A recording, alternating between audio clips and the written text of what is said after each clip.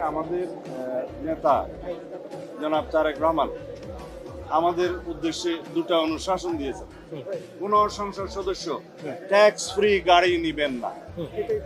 দ্বিতীয়ত, সরকারি কোন প্লট সংসদ সদস্য হিসেবে গ্রহণ করবেন না।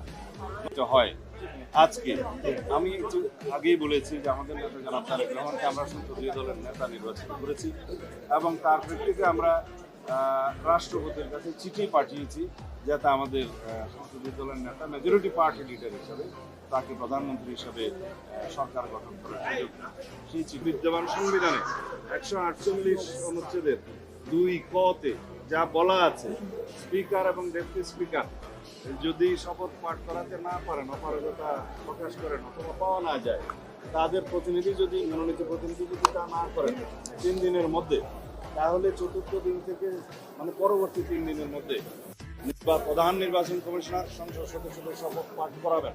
সেই বিধান অনুযায়ী প্রধান নির্বাচন কমিশনার মানে আমরাও শপথ গ্রহণ করিনি, যেহেতু সেখান থেকে অ্যাপ্রোচ করা হয়নি।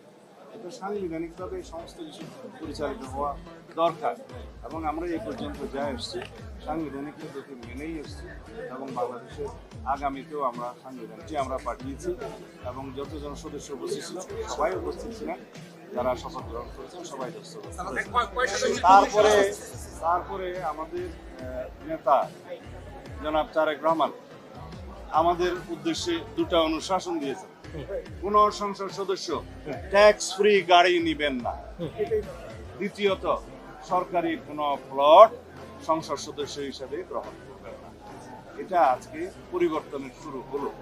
এই দেশে সংসদ সদস্য হলেই যে সবার উপরে হবে বা যেটা আমরা বলি যে মোর ইকুয়াল হবে, সেটা হবে। গণভোটের রায় অনুসারে জনগণের যে ইচ্ছা এবং গণভোটের যে রায় সেটার প্রতিফলন ঘটাতে গেলে সংসদে যেতে হবে আগে এবং সংসদে প্রয়োজনীয় আইন এবং সংবিধান সংশোধন করতে হবে। সেটা সংশোধন করার পরে যার দায়িত্ব থাকবে সেটা সংসদ নির্ধারণ করবে, তারপরে সে শপথ পাঠ করতে পারে। এখন